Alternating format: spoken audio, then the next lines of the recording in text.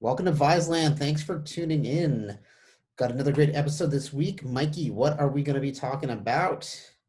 We are going to delve into the 10 best Six Man of the Year award winners by career.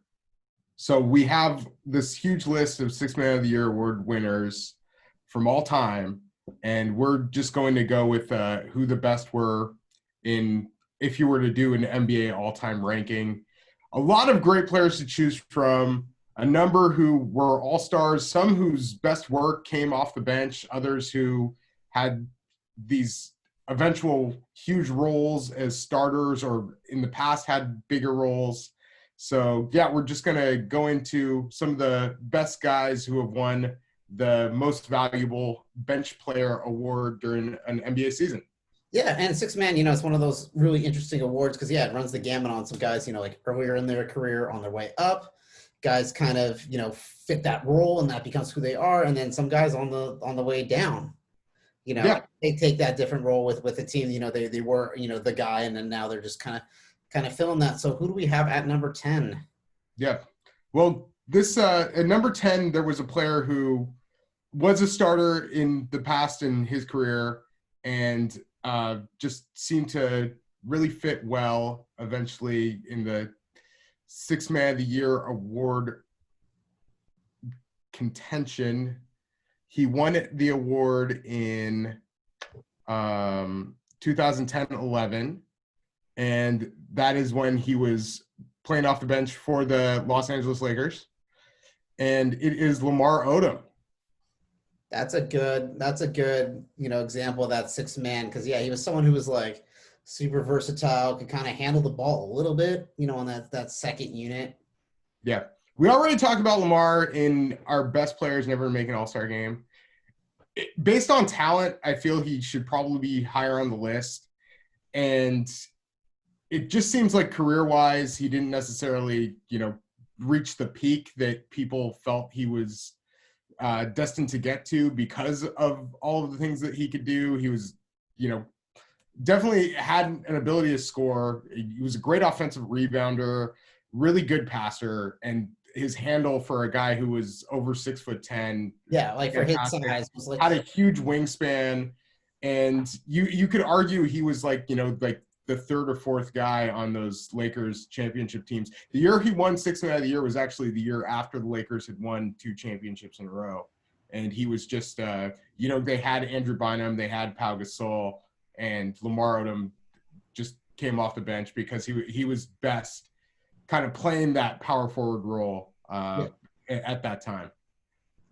Yeah, and he was again like he was a kind of a jack of a lot of trades and kind of not a master of one, but yeah, he had was a super solid role for him on those Lakers teams to win that six man award, and then just overall for his career, again, never got over that all-star hump, never really dominated the game like people thought he would, but just like solid overall career.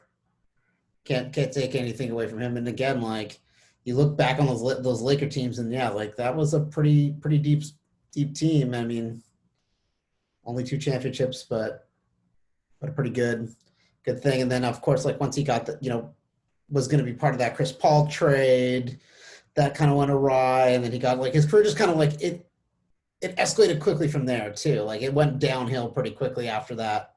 After he left the Lakers, he really never got that spark. Yeah. Again. Yeah, it seemed like he just that was definitely his last really good, real good contributing seasons. And he actually averaged more minutes per game than the year before when he was still mostly coming off of the bench. 14.4 points per game, 10.1 win shares. A really good season as the Six Man of the Year award winner. And let's see, how much did he win that award by?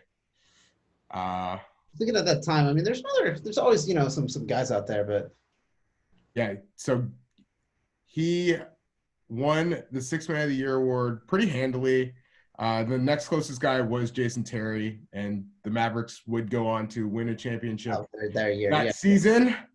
But yeah, Lamar Odom just so talented. Also averaged 8.7 rebounds per game. Averages for his career 13.3 points per game, 8.4 rebounds, 3.7 assists. Um, Huge talent, and probably in utility might even be better than some of the players on this list. Definitely like in the modern day game, him as like a power forward, maybe even possibly playing some time at center. Well, yeah, Somebody would be very love intriguing. to see that versatility on your roster. Like Yeah. he's that kind of player. Like a lot of GMs would really lust after that kind of talent. So who do we got at number 9? Number 9, Clifford Robinson, the classic headband. He spent most of his first few years coming off the bench for the Blazers. The year that he won the Sixth Man of the Year award, I believe it's 92-93. And he was an all-star that next year. And he was like another guy who definitely provided some versatility, had the ability to face up, like 6'11", long, very talented, like buckets off of the bench. He averaged 19 points per game the season he won Sixth Man of the Year, and was basically backing up Kevin Duckworth, I believe. Yeah, Kevin Duckworth, and then you saw Buck Williams. So it's like they were still pretty deep within that. He was like I guess you could call him their third big, though I'm guessing he probably played just as many minutes. And he's another guy who like would be a really good face-up 5 in the modern day game.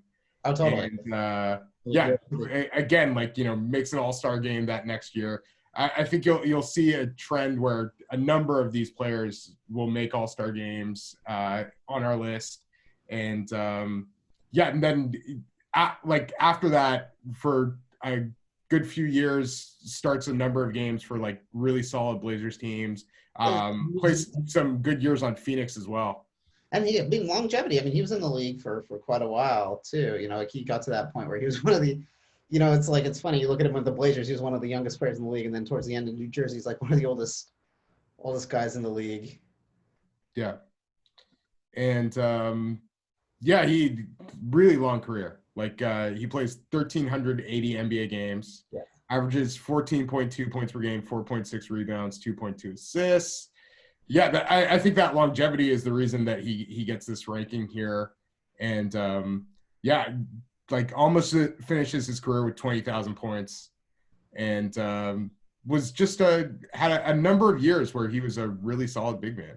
Yeah, no, he contributed on a lot, like a lot of those years that he was out there like playing. So yeah, for him, it was one of those kind of things, like he was filling that role, on his way up, still a younger guy, 92, 93, after the Blazers make that run for the finals, and then takes it into that all-star, and then eventually, gets him out of Portland and bounces him around. Yeah. The other thing to mention now is he still is around Portland. He has a weed shop called Uncle Spliffy, which you should definitely support. And every now and then I see him at my local grocery store. He has a nephew that plays for Jefferson. He's going into his last year in high school, Cameron Robinson. And great seeing Cliff Robinson around. And, I think most people will remember Uncle Cliffy as a Blazer, and that's where he had his best years. No, totally. I think forever he's got that association, because when he also, a side note about the headband is like when he was wearing the head, like I know Slick Watts did it back in the 70s with Seattle, but like at the time when Clifford Robinson was wearing a headband, he was really one of the only guys in the league that was at the time. Yeah, and then they made a whole song about it, and the Blazers kind of used it as that support system. But yeah, it was when I was rocking my Trailblazers headband. I was thinking of Cliff Robinson. Yeah, like that. Well, that was a thing you wanted to have because of him. Like that was like the inspiration for that. So yeah, like much love to Cliffy. Definitely an NBA fashion icon. Oh, for sure. Because you look at it now. I mean, LeBron obviously changed the headband game because he gets it bigger with his hairline going back. But how dare you? That was a sidebar. But yeah, so who do we have at number 8? Number 8, we have Antoine Jameson, and the guy was an absolute bucket. He he starts with Golden State. He has his third year, he averages almost 25 points per game. Oh, what were you saying? Drafted by Toronto, and then he Well, he always has his career kind of has a little bit of that. To people that didn't grow up like during that time, Antoine Jameson in college was absurdly good. Well, we watched him a lot back then, and it's the kind of thing where I think we watched North Carolina for him. I mean, Vince Carter was a good player. Oh yeah, well, Antoine Jameson was like the National Player of the Year. Like, yeah, he was a fantastic college player. So when the Raptors drafted Jameson, I thought they got the guy, and then they traded him for Vince Carter, and you're like, oh, that's cool. They were teammates and stuff. And then 2 years later, I'm like, Jameson, who? What? Vince? Yeah, well, Vince became the man. I think it was an obvious kind of one guy was better suited for the college game, and it's like Antoine Jameson always played like a big, and his best years were at power forward, and Vince was that like true wing. And he had more of a pull-up game. Jameson was more of that back-to-the-basket guy, the kind of slasher. He scored in many ways, but didn't necessarily like create his own offense at the level of Vince Carter.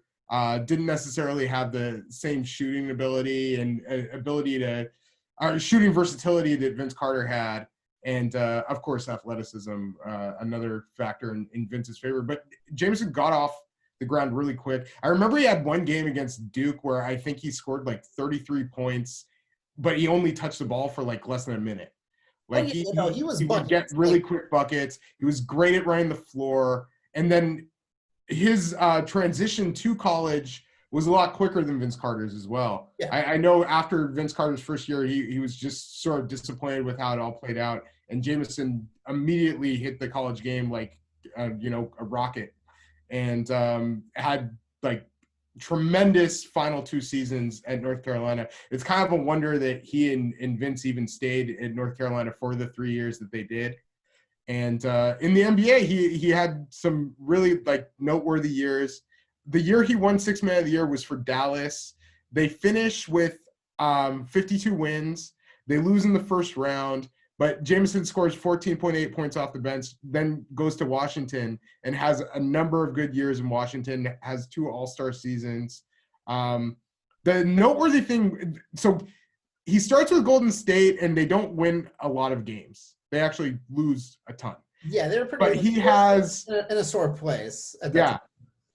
He has back-to-back 51-point games during his 3rd year. And I just remember that because, he was just someone's getting buckets. Yeah, he was getting buckets. And that's what he was really good at doing. Then he goes to Cleveland, and, he was kind of seen as possibly being that missing piece. It was a mid-season trade, and they end up winning 61 games. The thing I remember about Antoine Jameson in that Celtics series was that when he had to guard Kevin Garnett, he was in a world of pain. Oh, yeah. It was not like they were not even on the same plane as players. No offense to Antoine Jameson, who's a fantastic player, but man, Kevin Garnett was just like he was an absolute matchup nightmare for him. And then he became a solid role guy. He, ended up on the Lakers eventually. Yeah. That was kind of the end. Yeah, and then he ends up he ended with the Clippers. That just plays like a very short stint with them.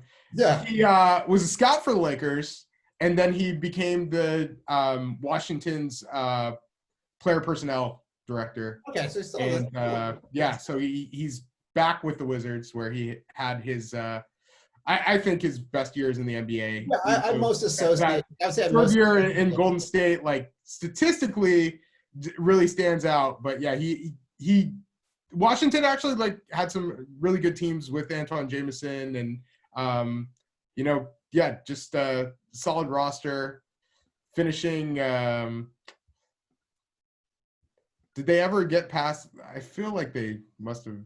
No, I guess not. I feel like they were like a fast-paced. Oh yeah, okay. Team, but they never really did it in the playoffs. Yeah. Yeah. So 2004-05, they do get to the second round and lose to Miami. Just the way it goes.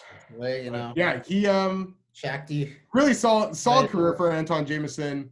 You can't say that he's the player that Vince Carter was, and obviously Golden State didn't get I would say the top guy out of that trade, and the Raptors got this huge like marquee athlete that inspired a number of Canadian basketball players. Inspired a country for basketball, but Indeed, yeah, I think Jameson goes down. Yeah, super solid guy, and he always had his role as a solid contributor. He did make those. Started most of his career just that year in Dallas, just plays off of the bench and plays really well for them.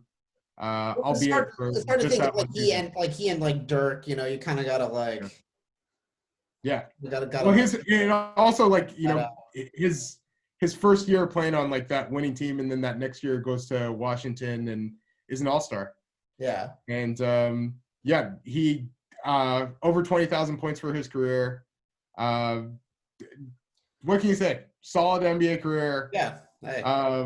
But yeah, the thing that sticks in my mind is him versus Kevin Garnett in 2010. Yeah, well, I think of again, Jameson was offense. Yeah.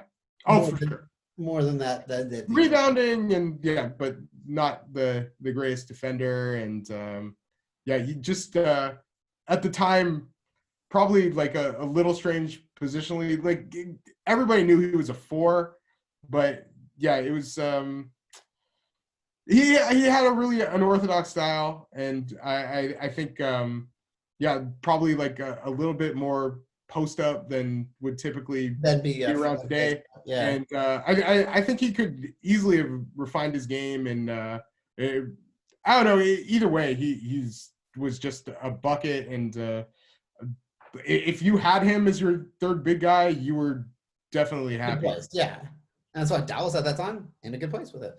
Yeah, and then we will go to the 7th place on our list. We are doing this in order from 10th to 1st in order of who we feel is the best. Figured out the players keep getting progressively slightly better. Yeah. And this is also by career, so it's not by the year by that year. It's the whole career. Because again, like the 6-man doesn't. Yeah, it tells a portion of the story of your career for sure. And the guy that I have at 7 is a player who I feel just was on a number of really good teams over a really long period of time. And I went back and just looked at some of the statistics from the 2011 NBA Finals, and you can argue that he might not have been the second best player on the team, but you could also argue that he was, and that's Jason Terry. Jason Terry was an absolute bucket. Oh, totally. A tremendous shooter, could get his own shot, and during that Dallas Finals run, he was absolutely huge. And then he was really great during some other really noteworthy seasons for Dallas as well. Oh, totally. He was such a stalwart of that team. And like my thing for when I think of a lot of 6 men, like I think it kind of favors a lot of those Jason Terry types, like guys that can just come into the game, get buckets, be instant offense, really heat up quickly. And like they don't need to be fed a lot to get going. Like they can just come in and do it. Like, yeah, Jason Terry, like he's one of the players you remember from those Dallas teams. He hit a lot of big shots, and I don't know where they would have been without him. Yeah. And the other thing with them is they were such a stacked team that he could come off the bench. Like that's the amazing part. Because most other teams he would be the starter. He'd started for a majority of his career, and as soon as he was in 2008, 2009, when so the season before 2007, 2008, he starts only 34 games. 2008, 2009, when he won the award, averages 20.9 points per game, per 36. Sorry, averages 19.6 points per game. So close enough. Yeah, Still playing a lot of Yeah. minutes, but yeah, he's only starts 11 games that year. Well, that's the thing about that award. Just because you're coming off the bench doesn't mean you're not playing a lot of minutes. Yeah, Like, that's another thing you'll notice with a lot of these players. yeah, because some of those guys, like, they just don't start the game, but they might definitely be finishing the game. Yeah. You know, be playing those minutes. Oh, for sure. Well, And Jason Terry's one of those guys on our, never to make an all-star list too, because he was a great player, like just a great team member, especially for you could play him in like either guard spot. like he swung either guard. He really was good off the ball. He was smaller for two, but he wasn't like he wasn't a defensive stopper, but he wasn't like a huge defensive liability either, and was able to make up for that with offense. Yeah. Well, yeah, and then his performance in that finals, like just really big time. Great shooter. Like for his career, finishes at 38% from three. The level of difficulty of a lot of shots he would make was just huge. And he is, I feel, kind of like an underrated player. We saw when we did the best players never to make an all-star team, he led all of them in value over replacement player, which is a cumulative statistic over his career. Yeah. But yeah, it just shows the longevity of his career.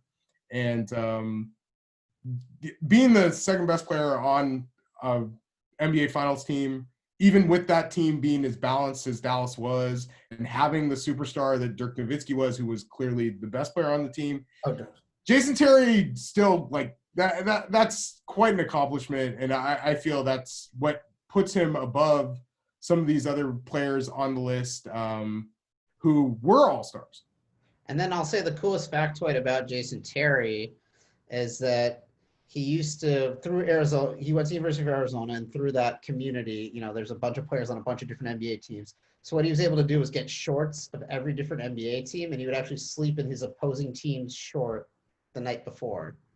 So like if he was playing the Lakers, he would sleep in the Lakers shorts that night. And he said it helped him get like mentally prepared. Yeah, I read it. It was like in like Sports Illustrated for Kids or Sports Illustrated, or it's real. Look at that. Is total psycho talk. I actually didn't know that fact. And wow.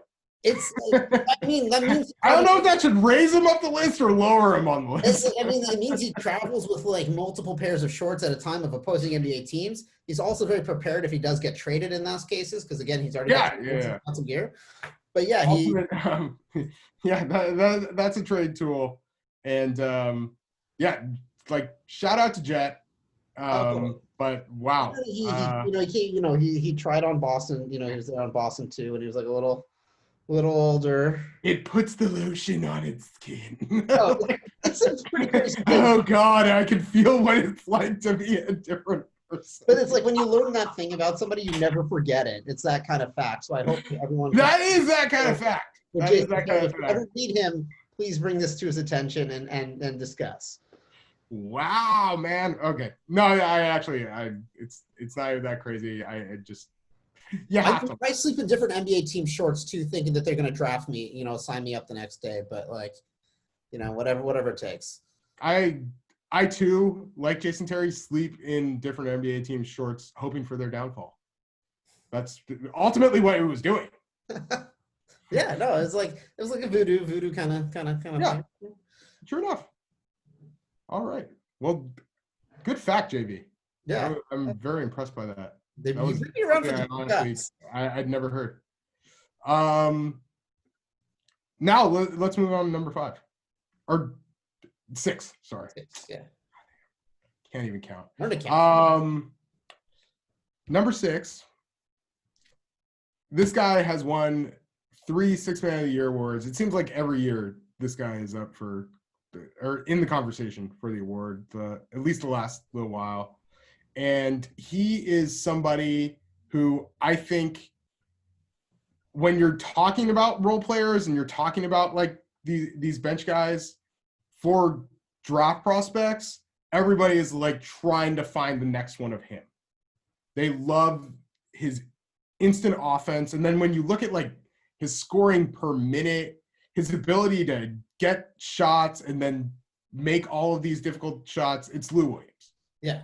Oh, Lou Williams, somebody that I have tons of props for. I just love watching. Oh, he's a great person. And, like when you turn on that TV and the Clippers right now, are playing, and he comes in. Yeah. And he's, one of those last preps to pros guys, like wasn't he 2005 draft? Mm-hmm. And, like, too low, way too low in that draft. Oh, totally. And he kind of, again, he was younger, skinnier, maybe took him a little bit to eke out his role, but now he has it. And yeah, he's one of the dudes on this Clippers team, on the Clippers for sure. right now. Yeah. And he's a reason, like, once the NBA comes back, to me, if you're talking about the current, like I have 3 teams that I feel are in a good position to win a championship. And I may get blowback on this, whatever. These are my 3 teams. The Lakers, the Bucks, the Clippers. I put up a 4th finger. Raps, I'm sorry, but those are the 3 teams I feel have the best chance to win a championship. Yeah, Kawhi's not coming for the Raps, but like, yeah, no, I think he gives, again, it's that instant offense, and that's what gets him as a 6th man. It's just like, it's such a perfect role for a dude like that. He can kind of play a little bit of both guard positions. Yeah. Come in the game, score, tough. And right now, he's obviously, when he came to the league, he was young, out of high school, but now he's, we're talking like 15 years later. He's an older player and a real leader on the Clippers. Yeah, I feel like this might be the year that Montrez wins the award over him, and the fact that the Clippers have 2 guys on this. And that's why, like, with Kawhi and Paul, like ideal. Yeah, for both, there's that big man that provides that like energy boost. Yeah. And then there's that guard that provides that like score, that quick scoring threat. And so it's just, the Clippers get the best of both worlds right now. But I think for overall career, like Lou Williams, like what's his scoring points per game? Like he's definitely, for career it's 14.5, but since he's come to the Clippers the last 3 seasons, he is averaging 20.6 points per game. He averaged 22.6 his first year there, and the Clippers were 42-40. He didn't make the playoffs, but like still with a winning record. And I remember like there was legitimate like all-star buzz for Lou Williams in a really deep guard like filled Western Conference. So yeah, it's he's 33. There just doesn't seem to be a lot of hype around Lou Williams maybe being an all-star in the future. He'll be turning 34 in October. Nor does there need to be, but I think he's eked out this role, and like, I mean, this is a role he can have like another couple more years, like with the Clippers. I just feel like his ability to just get buckets and be like that one-man offense, and his shot making, his like pull-up game, he's one of my favorites, and I might even be too high on him on this list, but yeah, I feel like when you think of a 6th man, you like think of Lou Williams and him winning the award as many times as he has, and then him having a chance to possibly add a ring with the Clippers this year too. He's still going versus versus Jason Terry. It's kind of like that toss up. Like you can only pick one. Like it's hard to know which way you'd want to go, but I think he's really defined this award for this current generation. Yeah. Of guys. And like you also look at his per 36 minute stats, and like he averages 21 points per 36. I think that's well ahead of almost everybody, like at least everybody that I'd mentioned on the list before. No, totally. And like he legitimately has been like the bench guy like his entire career. Like I don't know if there's been a season where he only had 1 season with the Lakers where he started over half of the games that he played. And so he's like that ideal microwave scorer off the bench. Can do a little bit more than that, but that's what he's known for. Lou Williams is a bucket. He's really, really hard to stay in front of.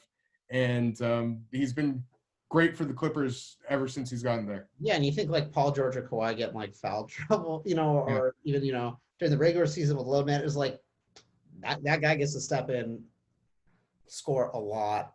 No, I'm a huge. I love Lou Williams. I think he's great. Yeah, you know what you're getting out of him, and he's been great at it. And now we finally reach number 5.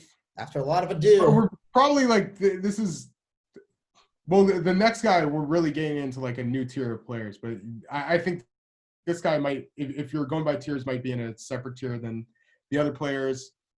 He had some really good years as a starter. And just, he's a guy who you think like in the modern day game, I just think he would have really, really thrived, and they would have known where to put him right away. I think maybe it took a little while to find his place in the league, but he had a huge number of great years, 3-time All-Star. Have you ever seen a better basketball player than Detlef Schrempf? He was a good, like, we're talking he That's the famous Frank Caliendo. Well, yeah. Have you ever seen a better basketball player than Detlef Schrempf? Because that's such like a Bill Walton thing to say. No, Indeed. Detlef Schrempf, yeah, like again, was dude Huge Bill Walton's guy, really. Dude who's ahead of his time. I was like a German player, but I mean he played college, in the U.S. and everything.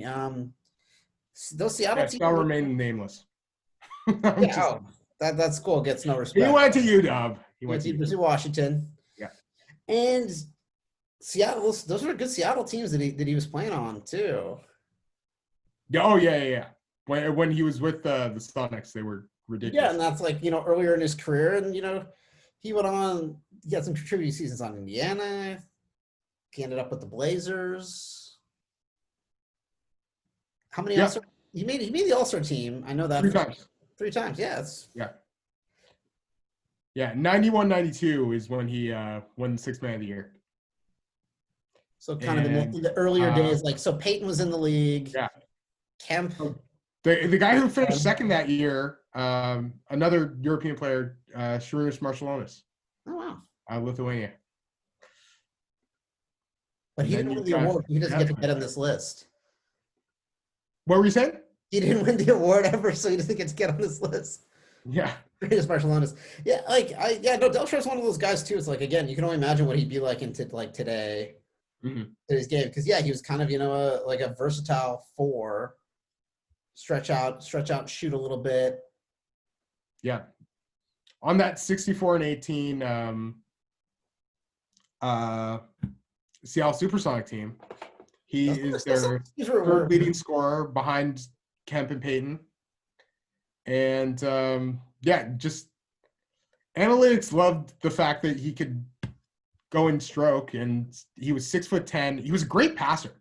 That's the other thing you noticed, like when watching highlights and when he was playing, he could definitely find open guys and make some great reads.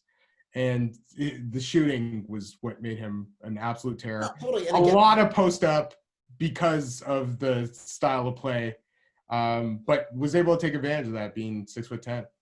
That's what you look at today. It's like the guy shoot more today.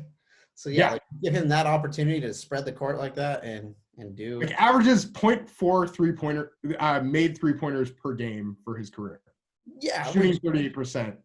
There's little to no reason why he couldn't have raised the floor on that. Like in 94-95, he is shooting 51.4% on 1.1 to 2.2, but still, you feel like he could have raised that, and still the percentage would have kind of evened out, and could have had a number of years being like in the 38 to 43% range, and shoot more threes. Right? It would have been really nice if he were around when coaches at least encouraged more of that. Spread the court. Especially you looked at those teams could have never shoots more than 3-point three-point attempts per game for his career. And be fast with you got Peyton pushing the ball. Yeah. Yeah, underrated career, I think, for Detlef Schrempf for sure. Mm-hmm. Yeah. Wonder how he didn't make it in 95, 96. Like, I'm guessing the All-Star team must have been really, really good. And the West, of course, was pretty stacked. But a Yeah. 64-18 team, you could have added another guy. He makes it the year following and the year before.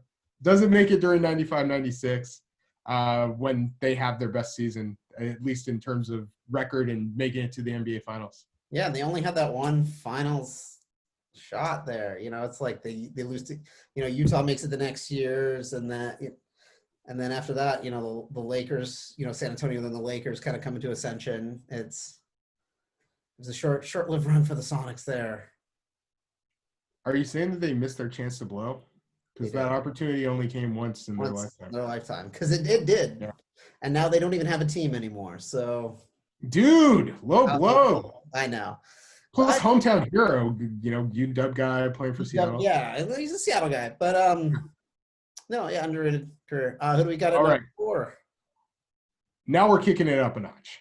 Yeah, because that looks like a 3-time. Like when we move forward, it's like 3-time. Well, here's the crazy part. You won't even believe this one. This guy made the All-Star team fewer times than Detlef Schrempf. Oh, shoot. Okay. Yeah. I was surprised by that as well. He is absolutely beloved among basketball nerds, and he was just such a great player.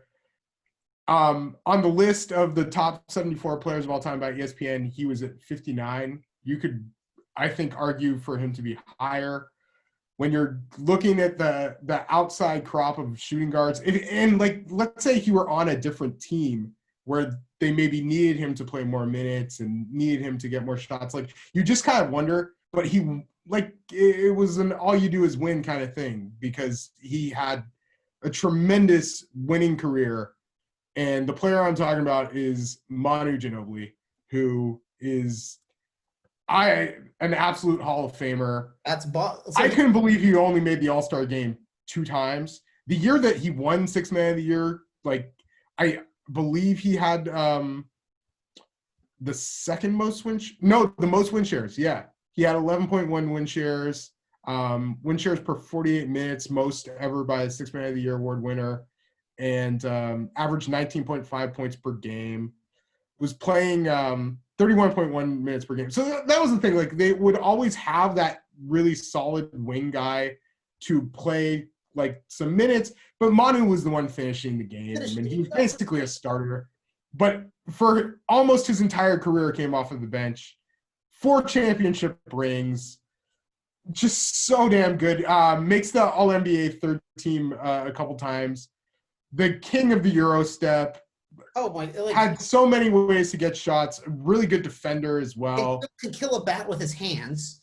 Yeah, like the hand-eye coordination and agility. I think for me with Manu, like, the fact he didn't make that many All-Star teams is kind of crazy, because it makes me feel like I must have just watched the same 2 All-Star games repeatedly. Because I feel like, I know, man. as you feel like would be there all the time. And yeah, the thing with him is he was the craziest person I've ever seen of, like, getting angles, like, just like, oh yeah, he could, like, contort his body to, like, get that Euro step to, like, weave in the lane and just, like, get, like that lefty scoring ability. Yeah, no, he's definitely somebody that you think of as a starter, especially because again, he did finish games. Yeah. But then his career statistics don't look like out of this world or anything like that, but averages 13.3 points per game in 25.4 minutes per game for his career. Yeah. So if you ramp that up to like per 36, he's making multiple All-Star teams. Like, he's beyond 2. He's making like 5, 6, 7, 8 All-Star teams, like you couldn't have a number of those years if you were counting the 24 best players in the league. Manu Ginobili's in there. Oh, for sure. And like for a large number of years, like he, I believe, like, was one of the like 5 best shooting guards in the league. He's definitely up there. And again, he was a player that was a pain for a lot of guys to guard. Like, he was a tough matchup, and it just gave. I think the way Popovich go, yeah, just gave that second unit such a burst. Like you know, you're tired of Parker, you're tired of Duncan, and then all of a sudden Manu comes in the game, just cause an issue. Yeah. So he was never really given a reason to leave San Antonio since their like unprecedented success over that time. Yeah.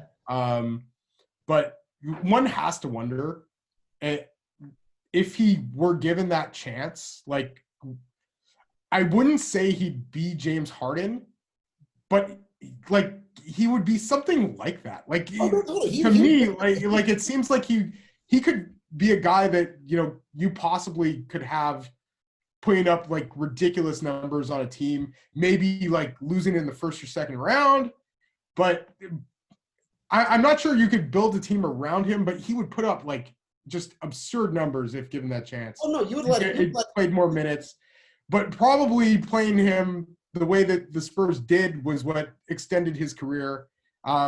His first year in the NBA, he's 25 years old. His last year, he's 40, so he still has a super long career. Yeah. And the fact that he comes off of the bench and still finishes with 14,043 points for his career, 4,000 assists, nearly 3,700 rebounds. And then, you look at the per 36 numbers, and like those are like all-star numbers for a career. Like, well, and then if he's on a different team, he controls the ball, he takes the ball up the court, and you just run high pick and rolls for him, and you just let him do what he does best, which is kind of like exploit that mismatch and find those angles to get to the basket. Mm-hmm. So I feel like a guy who probably is underrated for his career. He'd probably get to the line like Harden if he like. Yeah, that was another thing with him. And then winning the gold medal with Argentina in 2004. They finished runner-up in 2006 at the World Championship as well.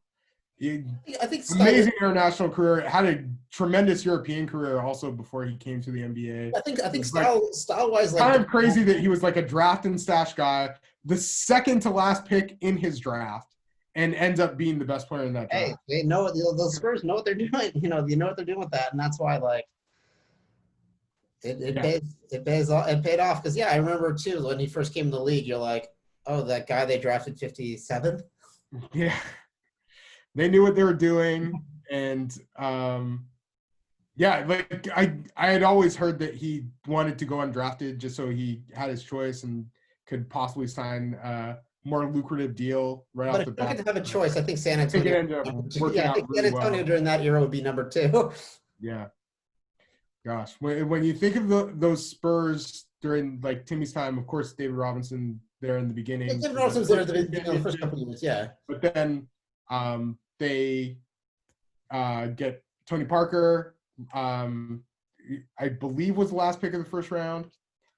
Manu, second to last pick in the second round, and then the other thing was I think you almost felt like the year that Manu actually starts like most of the games, you felt like the Spurs might be going down a little bit, and they end up losing in the first round to Memphis.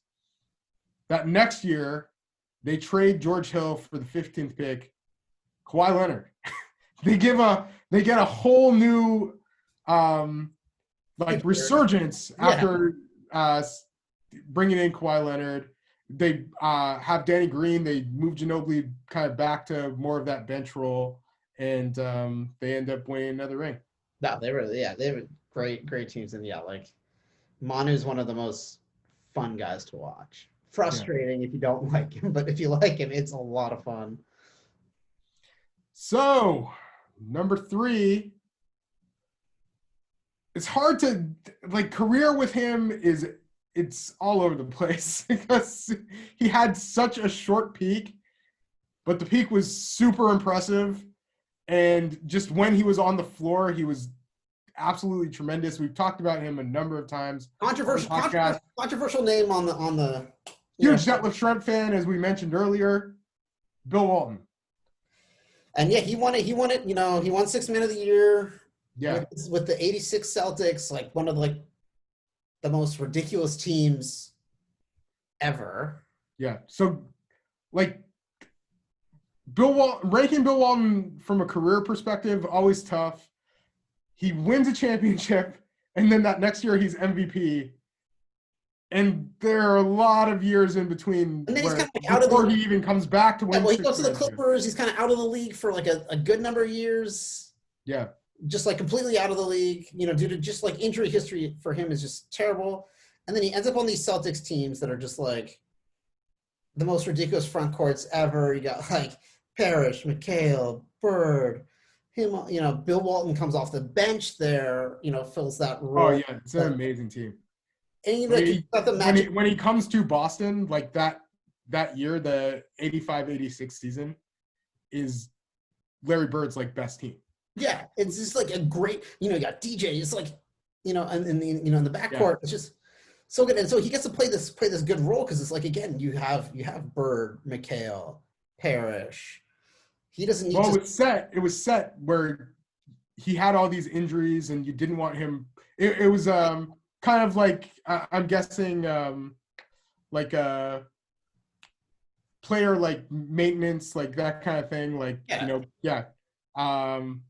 before that became a popular thing, like just having that guy who they might have even had like a minutes limit for him because they wanted to keep him healthy, and he comes back that next year and plays as well. And they had a player who had won Sixth Man of the Year the 2 seasons before, and then they bring in Bill Walton, and he gets another ring with the Celtics. His time with the Blazers, he's incredible. He's No a guy that question you can build a championship team around. As we have mentioned before, the year he won MVP, Blazers go 48-10 with him. They're 50-10 to start the season, and then they end up going 58-24 without him. So they go from a championship contending team to a team that probably wouldn't have even made the playoffs if he weren't part of it. So yeah, it was just it's an absolute tragedy that injuries only forced him to 468 NBA regular season games over like a 10-year. But yeah, the year they win the championship, he leads the league in rebounds. He leads the league in blocked shots. He is an announcer that you really polarizing. You either love him or you hate him. Or some people, I don't even know he calls games because I usually just mute the TV when I see him. But also interesting, again, let's go with a deep cut here. Also famous for when he was on the Celtics playing the Lakers, his shoe falls off and he threw it, tried to hit the ball, and he got a technical foul. Oh well. It was in fantastic bloopers and basketball dunks. VHS with Bill Walton and Frank Layden. It was when he was trying out his physical comedy. Yeah, like it's one of those things. It's like, yeah, he's a polarizing figure in the best because he was that great when he was playing. Oh yeah, in his college days. But yeah, as far as he'll always go down as a great player. But it's just for sure. He's the biggest. He's such a big what if because again he was so transcendent. Of this big man that could like you can only imagine what it'd be like today if he could also stay healthy as well. Yeah. And he was on the NBA 50. It's hard to keep him out of the top 50 players just because of the one winning the MVP and the year before winning that. The other thing you could build a team around this man. He was tremendous at so many things on the basketball floor. And if he would have had a healthy career, he's like a top 20 or 30 player, probably. And I believe at NBA at 50, when they did that whole ceremony, he was the only player that actually came out as a Blazer. He was indeed. Because Clyde was wearing a Rockets. Clyde came out with the jacket of his last team in Milwaukee. This is my first team. I'm rocking the Blazer. It's a deep burn. Clyde, you're always a Blazer, bro. Yeah. I know that you won your championship with Houston. You went to University of Houston. You're from Houston. So Clyde's like Houston connections. I get it. But he's a Blazer. Easily, yeah. No, yeah. Everyone remembers him Blazers. Like you mentioned Like Blazers. two jackets. Two Yeah. jackets. You could have gotten a different Houston. It was like the Come on. split thing, do like half and half, or like what the Currys were doing, do like front and back. Yeah. Ruined Weren't two able to do jackets. that, Jason. Ruined two jackets. Okay. All right. Number two. Number two. This guy, when you think of post moves, you think of this guy, and he's like a guy who you're like, okay, you can go to the post because you're getting buckets. Oh, you're good there. He's like, I know post play doesn't necessarily get you the most points per possession. I think this guy was an exception to the rule. Kevin McHale. And Kevin McHale, like, sixth man by name only because he came off the bench quite a bit during his first few years with Boston, but also playing like an absurd amount of minutes, and clearly like was one of their best players even as a bench player. Yeah, no, he was like earning his way into the rotation, the rank. Like he caught this award on the way up. Yeah, and even like wins one of his Sixth Man of the Year awards and is an All-Star that season as well. Like he wins the two before Bill Walton wins and averages 31.4 minutes per game, 33.6 minutes per game. And then Bill Walton gets there and he averages even more minutes per game. But this time starting obviously more games as well. Yeah, well, that's why eventually he starts. And then, he kind of had a couple years, like when Bird retired, where he's kind of like was the guy. Yeah. He's kind of a little towards his end as well. But as far as I think most people have Kevin McHale as like outside of the group of top power forwards, but at least close to there due to how many championships that he was a part of. I guess he was part of all three. Yeah. Yeah. So, and you look at like raw skill set for him too. Yeah. That's why if I'd post him up today, like I would.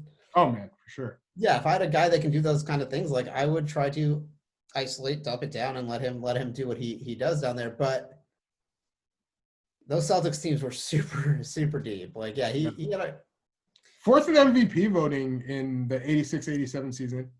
Makes All-NBA first team that year. Never makes another All-NBA team, but was All-Defensive first team 3 times, All-Defensive second team 3 times as well.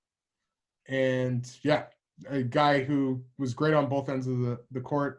As Brian Wilson once said when describing the 1986 Celtics team, Kevin McHale from 18 feet, guarantees. That's guaranteed. And we're talking about Brian Wilson, the baseball pitcher, not the Beach Boys. He was in a hilarious commercial, I believe. For NBA 2K. I think it was for NBA 2K. Oh, when they were making the classic teams. Yeah, they had the classic teams. They had the 80s Celtics. Yeah. Look at him. Brian Wilson, again, baseball pitcher, not Beach Boys. Not Beach Boy. Yeah. But he has a cool 86, like Celtics retro track jacket. I definitely recommend that. And Kevin McHale also, again, he was in an episode of Cheers. And they counted the number of screws in the parquet floor at the Boston Garden. Yeah. He was also in an episode of another thing that we won't mention that was more recent and happened in Minnesota. But we'll leave that out. But you have to give Kim McHale a lot of credit. Wins the 2 6-Man of the Year in a row, and he was in a trade that goes down in history because it nets Boston the 3rd pick, which was Kevin McHale, Robert Parrish, who makes multiple All-Star teams and is seen as before Vince Carter had the longest career. Yeah. Seen as a huge part of those Celtics teams as well. For Joe Barry Carroll, who was the first pick in the draft. Boston won that trade. Awesome. Yeah. There's not a lot of cosm on that. Like wins a chip as a rookie, and wins a couple more later. Just he's in. It was kind of crazy, like not having him at the top of the list. But I think that there's a player here that has surpassed him. But let's finally come to number one. Let's run through some honorable mentions before we go into go to Okay. another one. So let's talk some guys. All right. We have. You can run through. So a guy that I don't know, I was kind of thinking of putting on the list, Anthony Mason, who I think had a tremendous career. On Has the some Knicks, and then he was kind of great years with the Knicks. Makes the All-Star team at, I believe, I think it was 34 years old on Charlotte. when he's with, I think it was Miami. On Miami, because he had a couple years like later in his career with like Yeah, I was with Miami. Miami, and then he was involved in that trade that took him to Charlotte for a long time playing. And he was just one of those guys who could kind of do a bit of everything, was like tremendous defender, rebounder, and then great passer as well. Tough player. Rest in peace, Anthony Mason. Bobby Jones, who was a little before our time, probably could have put him on the list, but he,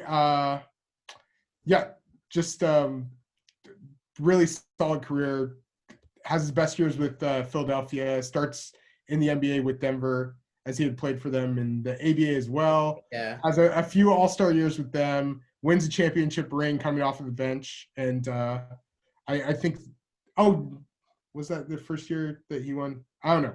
But, yeah, either way. Oh, yeah, it was. Yeah, so he wins the Sixth Man of the Year when Philadelphia has the year that they win that championship in 82-83. Yeah.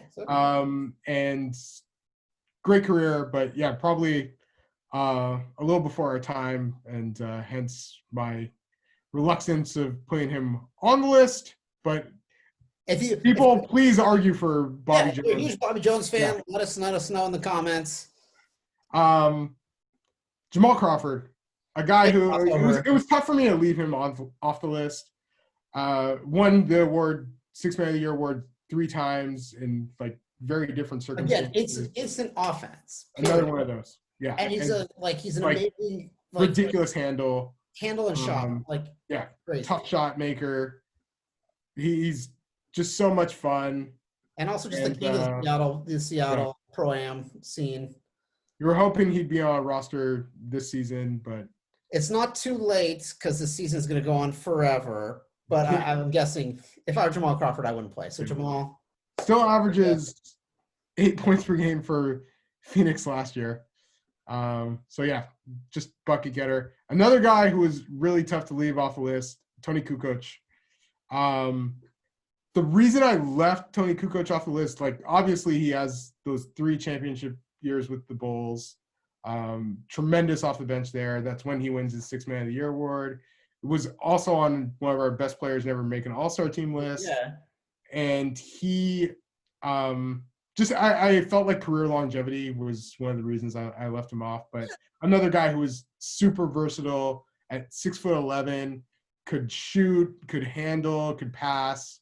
Unfortunately, just left off the list. Hard to argue with who we had in, but yeah, obviously Kukoc was great. Mike Miller, another guy, big guy, can shoot, handle, pass, and just kind of a perfect guy to throw into a role on a winning team. And can still do it as an assistant coach on Memphis. If you look at that video of him beating all his. No longer an assistant coach on Memphis, but yeah, he's still. I saw that video and Mike Miller. A lot of young spry college players thinking they could beat this guy. He's been out of the league a couple of years. Yeah. And, no, you can't. No, not happening. And then another 2 players I wanted to give props to, Ricky Pierce, who scores the most points by a Sixth Man of the Year award winner at 23 points per game for Milwaukee, and they finished at 44 and 38 that year. I believe he leads the team in scoring, but yeah, still comes off of the bench, which I found kind of amazing. He only plays 59 games that year, but yeah, I think that obviously we're a better team when he was around. Statistically, it's just interesting statistic. And then Eddie Johnson was another guy who I don't know if we had him. Did we have him on the best players never make an All-Star team? No, I know we talked. I think he was close. Kind of on that fringe there, yeah. Yeah. And he had 21.5 points per game during the year he won Sixth Man of the Year. And another guy who was just a wonderful scorer and absolutely strapped. And he Yeah, just was one of the last few guys that we left off the list. A lot of great players have won Sixth Man of the Year. You'll see that scoring is a big part of Scoring it. is big. Scoring is they big. like instant offense. Defensive guys don't necessarily get as much love. I think they And get if love. you can do both, then it's amazing. I think the defensive guy gets love from the fan. The fan loves that one player on their team that they know this guy's going to come in. He's going Not to be necessarily the voter. Yeah, but the voter, yeah, like you need to kind of see something that's got a little flash for you. Yeah. And so yeah, let's go to the best player ever to win six. Yeah, and this guy, the best part about, the cool part about this is, again, we talked about this award, and you look back at a lot of these guys when they won it, some of them, again, like they're later in their career, they found this role, or they had their day, and now this guy caught it completely on the way up in his career, as a rookie, younger player for a few years, he's coming off the bench. Yeah. For an upstart other young team, led by young guys, but you look at it now and he's a dude. He's one of the few guys at the top of the NBA right now, and we are talking about James Harden. Yeah. James Harden actually wins the award his last year in Oklahoma City. Yeah. And he's coming off the bench. It's so crazy to think James Harden coming off the bench. Yeah. It was like he was very Manu Ginobili. Yeah. Because it's just like he's so, again, he's a clearly like the third best player on their team. But yeah, comes off of the bench for the most part. And only starts 2 games that season. They have Daquan Cook, Thabo Sefolosha. I think Thabo started a lot of games for them, right? Or who was their starting 2 on OKC that year? Oh, for the most part, Thabo. Yeah, and so like it's just insane to believe like that Thabo and James Harden would even be in the sentence to get, but I like it's strategy of the game, and obviously like why you want to bring him off the bench. But yeah, like Harden, you cannot argue his career, which is not even fully written yet. Like it's tremendous. You can hang him up tomorrow and we'd still be like, you've done quite a bit. Like, yeah, he wins the MVP award in 2017-18, and then the past 2 seasons he's like, he may not be runner up this year. Certainly he'll be like 3rd. So he's had like his MVP shares like the last few seasons, like crazy. And also he like he's a dude that's really just doing what, like he lives at the free throw line. Yeah. And people harp on that and kind of like take away from him. But then you look, so the other night I was talking with a friend, and we were talking about players and their points per field goal attempts. And James Harden, like, I think if you look at like the prominent players of all time, has the most. Yeah. Oh, it's because of his insane ability to get to the free throw line. And that's the thing you really have to respect.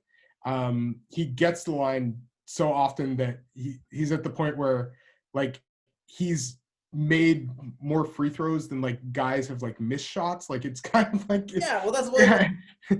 And like I know people hate on it, but it's like he's made more free throws. Oh no, so he's made more free throws than he's made field goal attempts, which like no one like no prominent player has done that. That's insane. But he's also one of those guys, you got to guard him like the full length. You got to guard him everywhere. You can't hold that against him. Yeah. You can't hold that against him.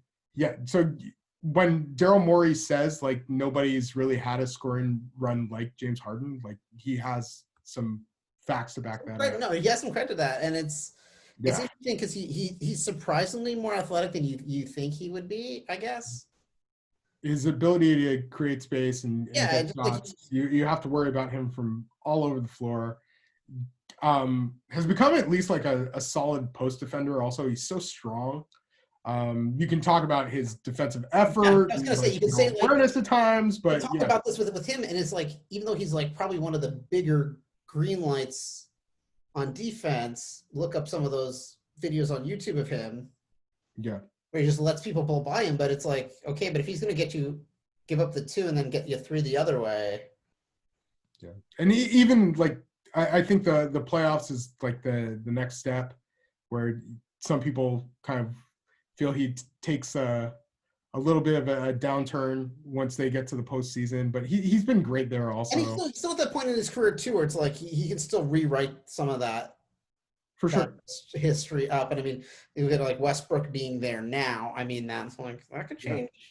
And like how close they came to beating Golden State, like they were the one team when Golden State won those 2 championships in a row that even gave them like a good series. Yeah, a good series. And yeah, like you could argue that the Western Conference Finals was kind of like better or at least more competitive than the NBA Finals.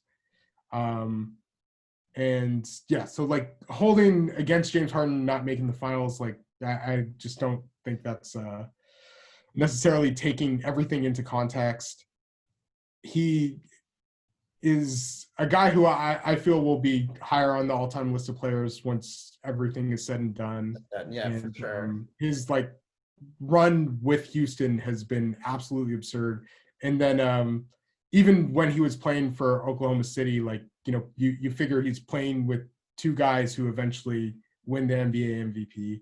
Well, it's one of those interesting things. It's like, I know like Oklahoma City was kind of at this thing. It's like, how do they pay everybody and do it? It's like, it's so hard to believe you gave up James Harden. Oh yeah.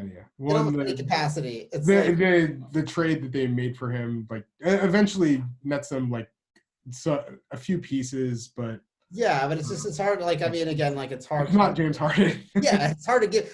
Oh, like pieces, but yeah, you got a piece. Like, because even now, if you I think they had some idea of how good he was going to be, but I don't think they had like the entire idea. And like then you could argue between he and Westbrook. Of course, I mean, it certainly seems like Harden will be, or to me, he already is ahead of Russell Westbrook. I felt, and as we mentioned in the worst MVPs, I felt like Harden is already ahead of Westbrook for his career. I felt like he probably deserved the award the year that Westbrook won it. Yeah, when you talk about like just a guy completely being an offense and then like even doing like adequately well and rebounding and other facets of the game, like he's really, really good. And like I think Giannis obviously won MVP last year. You had at least a conversation with how ridiculous, like the insane numbers that Harden was putting up.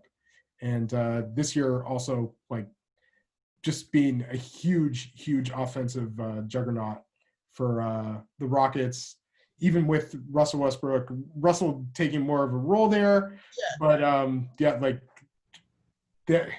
they still rely so much on James Harden. Yeah, when it's like for him too, it's like it's also like more to come. Like he's offensively creativity, like it's just like his handle is very interesting. Like it's not like he's got like this flashiest handle, but yeah, just his ability to just kind of do what he needs to do to create that space. Yeah, every time. Already at 25.1 points per game for his career too, and where's that like? Kobe is at, just for context, is at 25. So yeah. And like obviously he'll have the last few years where you assume it'll probably go down a bit. Yeah, he'll go down a little bit. But like he didn't start off that way. So yeah, like that's the thing. He's just become this insane offensive force, and like the numbers he's putting up are things that you just, even with the obvious like scoring or the usage, the way the usage has been kind of going with players, and especially with James Harden, you just are amazed at his ability to night in, night out put up like, mid-30s, 40 points. Yeah, well, and the moral of James Harden, the moral that the whole kind of the thing behind the six-man award is it's okay to come off the bench. Come off the bench, play your game, play well. Good things will happen. for sure. James Harden, like just like even for the kids out there, it's like just because you're coming off the bench doesn't mean you're not like you could be playing just as much as some of the starters. It's not about starting the game as much as it's about finishing the game, being trustworthy in the game from your team. And again, it can be a stepping stone place for you in a few years, like James Harden gets traded and just it's not that like obviously he was a super high pick, but just Yeah, someone. It's not like he it's came a out of nowhere. tremendous pick. Yeah, Yeah, it's not like it's, but again, it's like you're kind of you're playing this role, whereas Kevin Durant's team and Russell, like those are the two guys everyone's really talking about at that moment. yeah. You're the third, and then now you're one of those names. So Memphis has to wonder what if like they take Hashim Thabit over James Harden, and then Stephen Curry obviously goes 7th in that draft. If you were to do a redraft, you probably take Stephen 1. In hindsight, obviously. yeah, You obviously. take Stephen 1, you take Harden 2. Blake Griffin probably after that, who was the number 1 pick in that draft. But yeah, definitely hindsight 2020. But Harden goes that next pick, and you see that the fates of the teams involved with him and the fates of the teams involved with taking Hashim. Yeah. And it happens to the best of us. But that is our list. Those are the 10 best careers of players that have won the Sixth Man Award. Let us know what you think in the comments. If there's someone you think should have won. And hey, even let us know who you think is going to win it next. Like, who do you think's that guy, Yeah, who would you give it to this year? Yeah. And should he be on the list? We should do a Viseland poll for that. I have new artwork behind me. If anybody is watching on YouTube, it's a maze. It's a fully functional maze. Yeah. If you would like, get a shot of the maze. If you can solve it, then I will give you a synergy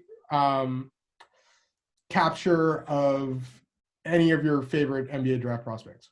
So how about that? That sounds pretty good. That's our first giveaway. Also, rate, subscribe, like, send it to your friends. We really appreciate the love. Thank you so much for coming by, watching Viseland. JV, where are you going out with?